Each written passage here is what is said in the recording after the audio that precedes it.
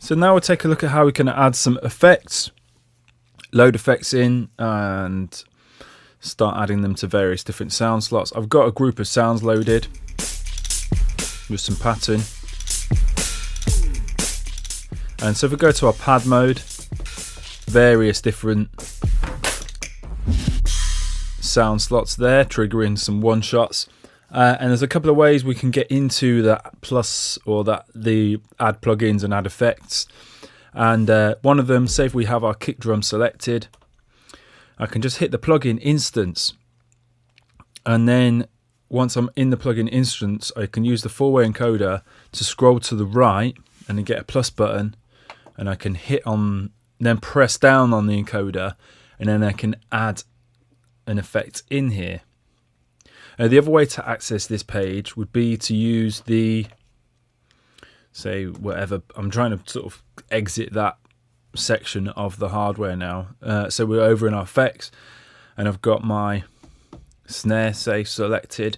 I can go to Shift Browser button, because you notice it's the browser button, but when it's also plus plugin. So if I go to Shift, it becomes plus plugin, and the options are slightly different from going to plus plugin as opposed to going to plugin, because in plus plugin I can scroll to the right and I do the exact same thing as when you go in the plugin options. You have plus and then you can add an effect, but in the Shift, the plus plugin option, I can actually change the source of the sound. So at the moment it's a sampler and it's a one shot, but I could load a drum synth in here, or a bass synth, or I could start to load something else, you know. So at the moment, previously it was on internal. So internal is all the machiner instruments, which is the sample, and these are all drum synths here, and then a bass synth. But if I go vendor native instruments, I can then just load a native instruments synthesizer, Massive for example, or I can start scrolling through whichever plugins or instruments you have installed here. So I can go into the Audio Realism and load the ABL3 for example. So that's the difference. That plus plugin, I can change the instrument basically, whereas the plugin instance, it's just bringing up the plugin instance. It's telling me I've got a sampler loaded in here. I can start editing some of the sampler stuff, you know, use the envelopes and whatnot, or I can scroll to the right and add an effect. So two ways to get into effect. So let's go to, say, plugin instance, bring that into focus, and we look through all our sounds. It looks like nothing's changing there, but it is showing us the different, you notice the name is changing, clap.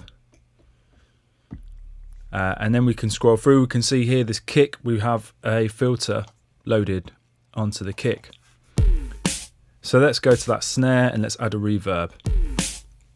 Select the snare, click on the plus button, and then I can scroll down using this encoder here, add a reverb. And then hi-hat, let's do the same again. Scroll to the right, plus, let's add a delay.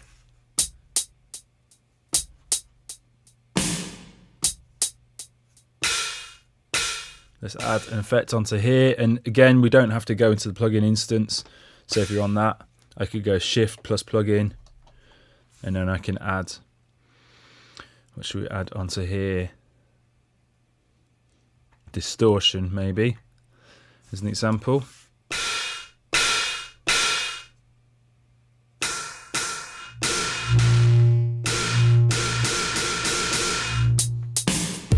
So we can add effects in that way, and then once you bring an effect up, you've added it, you get all your parameters for changing the effect.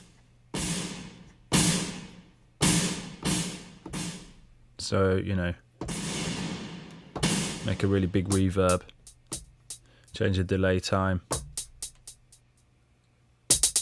or the feedback.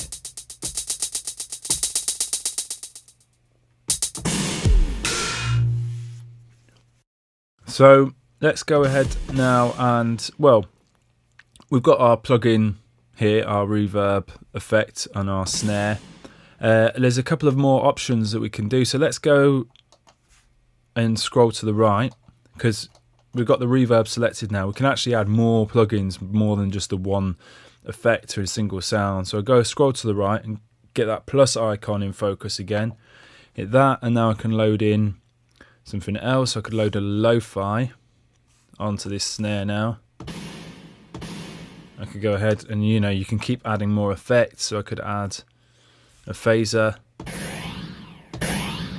and you can see I've got these 3 effects now. And if we hold shift, we get a couple more options. So with the phaser in focus, I hold shift, I can now bypass it. So the phaser is turned off. I can go over to my reverb, shift, bypass, turn the reverb off. I've not got rid of it, I turned it off. If I want to get rid of it, I get the remove option. So I can remove that reverb completely.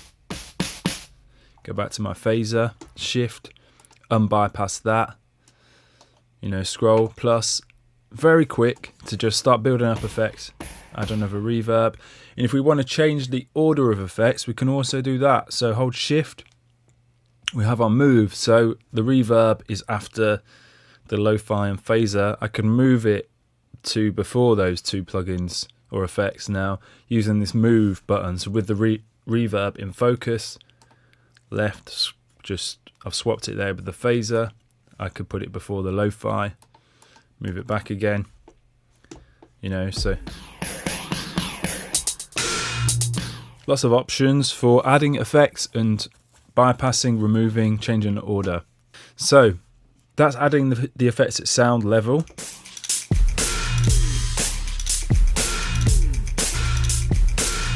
The distortion is a bit much, so let's bypass it. But what if I want to add an effect to all of the sounds within the group? Because I'm adding them at sound level, and this is quite important for understanding the machine and terminology and how you're affecting sounds, is that essentially we have 3 levels that we can add effects to. I've added effects to the sound slots, but we could also just add an effect to the whole group. And you notice I've clicked on the group there, and we actually have some effects in there already. So sound slots, we get to our sound slots, hit that sound button. We click on the group button. We're now at group level.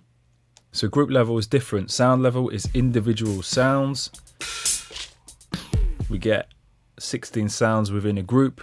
The group is all of the sounds, so we can really hear how this is affecting the whole group. Let's remove the compressor, remove the limiter, and add a more obvious sounding effect like a filter. And let's playlist. So now I'm affecting the whole group.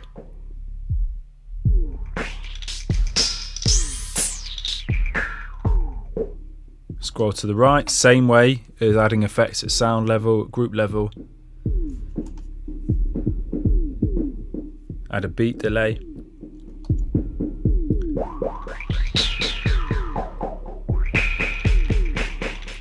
And you can start doing the same thing. So sounds, individual sound slots. Groups is all the sounds contained within that group, so all 16 sounds or up to 16 sounds. And then we also have master. So I've got 2 groups here. Group A, which I've muted, I think. So let's play that again. So that's more drums. So 2 different groups. So I can add effects to both of those groups together by adding them at the master level. So you click group sound, group, and then master. So I can go to the master level now, and I could add a limiter, for example.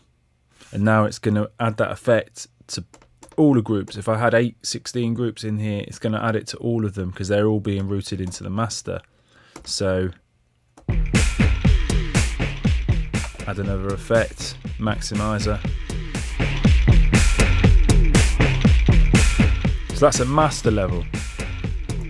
So it's important to just get familiar with that hierarchy system. I guess the sound level is the sound slots, you know, your individual sounds, whether it's one shot sample, instrument, or a bass patch or a synth patch.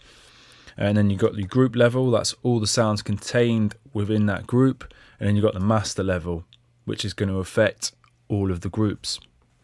So whilst we were diving around, I mentioned obviously we've got samplers loaded in, triggering all these one shots.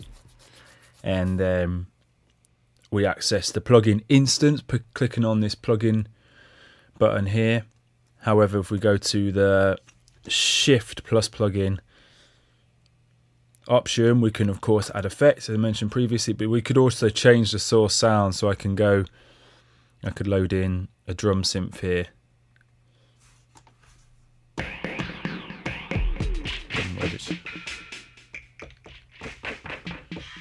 I loaded it in. There we go. Pad sound slot 5. So I could load a drum synth, or go back and go, I don't actually want to load an internal sound. I want to load something from the Native Instruments synthesizer library, or my Native Instruments synthesizers. So I can load an instance of Massive in here. And it just loads. It sounds like it's got effects on because we've got effects at the group level. So bypass that. Yeah, so I can load the Massive synth in there, as well as obviously when you browse and you can load instruments, it's going to load a preset. Whereas this way of loading, go back to our sound level, it just loads it in its initialized state. So it's just an empty patch really, or as if you'd loaded it up fresh, FM8. It just loads up the empty patch. And of course you don't have to, if you have other synthesizers loaded up here. So I could go ahead and load up Sylinth if I want, and it'll probably load up when you load up Sylinth in its initialized state.